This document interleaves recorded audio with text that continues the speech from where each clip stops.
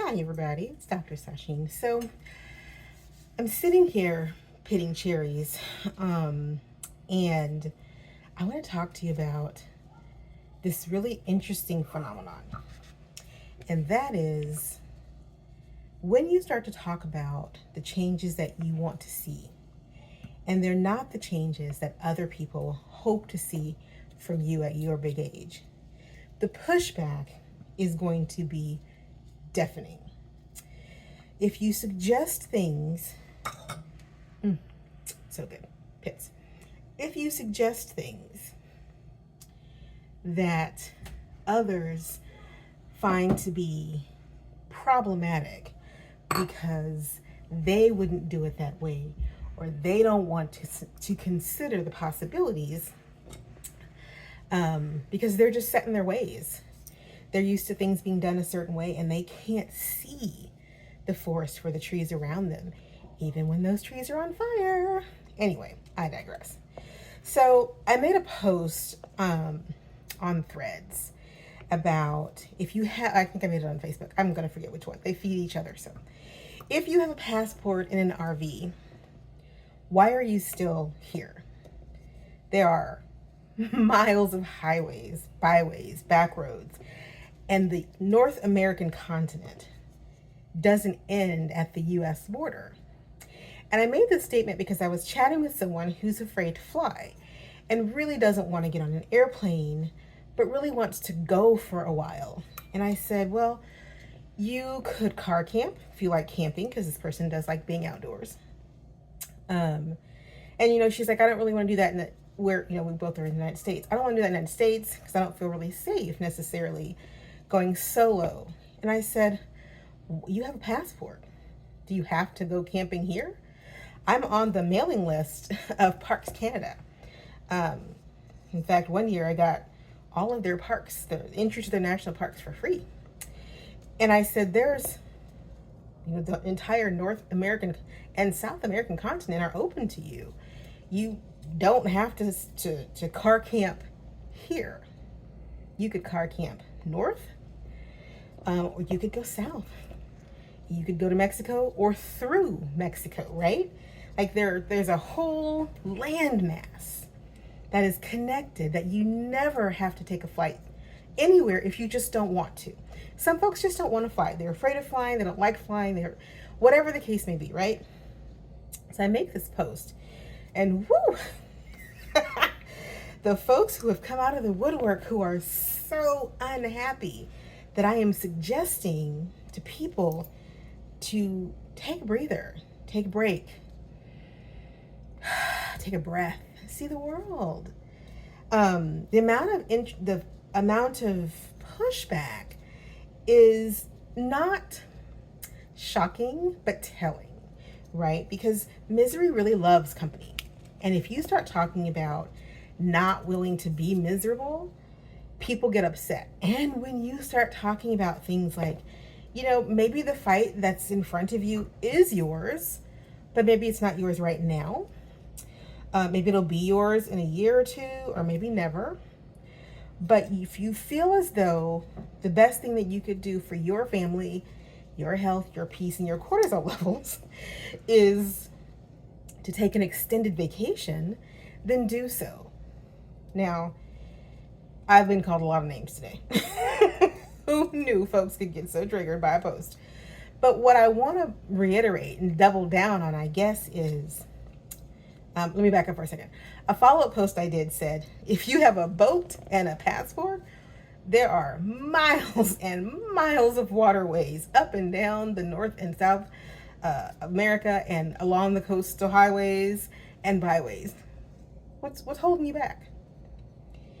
I think that people get really scared about the possibility of reimagining their life being something other than what it is. They don't know how to think outside of the box because they haven't been taught that it's okay. They were told to go to school, graduate, go to college, get a job, get married, have a couple kids, retire, sit on your porch. If you are lucky enough to buy a house, sit on your porch, sit in your rocking chair, watch bad reruns until you fall asleep and don't wake up again, right? That's the life most people are expecting to live. So when you come along and say something like, well, you know what, I don't see myself in that version of life, and you have the audacity to also talk about it in ways that maybe others could begin to see themselves in a different version of life, people are going to come for you like they're coming for me. So I'm doubling down. If you have a passport and you don't want to fly because you're not ready to make the big leap, make a small one. Get an RV. If you already have one, a fifth wheel. If you like to camp, there are national parks in Canada and Mexico, and I'm fairly sure there are national parks in other parts of the Central and South America. If you have a boat, the waterways are your highways. The ocean is your siren song. You don't have to go out to the deep blue sea. Nobody's telling you to go hang out in the Drake Passage, but there's a lot of real estate out there that you could cover in ways that would just allow you to breathe a little bit, to think a little bit, to imagine what life is like when it is not one hotbed of fire after another. I'm going to go back and I'm going to end this with Josephine Baker talking about when she went to France and how in France, in Paris, her blackness wasn't on display. It wasn't a big deal. Because people who like to push back, especially against Black women who are doing a lot of traveling on the interwebs, you're watching people end up in Thailand, in Bali, in Paris, going to the Beyonce concert, and oh, folks are losing their shit. When Black women have decided that enough is enough, and that the skin that we're in is no longer going to be the shield that everybody else gets to hide behind, people start losing their minds, and that's what's happening now. But Josephine went to Paris, and she breathed. Tina Turner went to Switzerland, and she breathed. I believe that currently Tyra Banks is in New Zealand. I bet you she's breathing. So whether you go permanently or you just go for a while, just go. Take a moment to reimagine. Think about what your life could look like 30, 60, 90, 180 days from now if you did not allow people's rhetoric of quote unquote resistance dictate how your life is supposed to go. I am not telling you not to be a part of a resistance, but I'm going to tell you to pick a resistance that you can fight and win, and not a resistance that is very nebulous and doesn't really seem to have a start or an end point, and the goal is not defined, because there's a lot of that happening right now. Find your focus. Imagine your life. Make a plan and then work that plan and go. Don't just make a plan, work the plan, and look at the plan pass you by.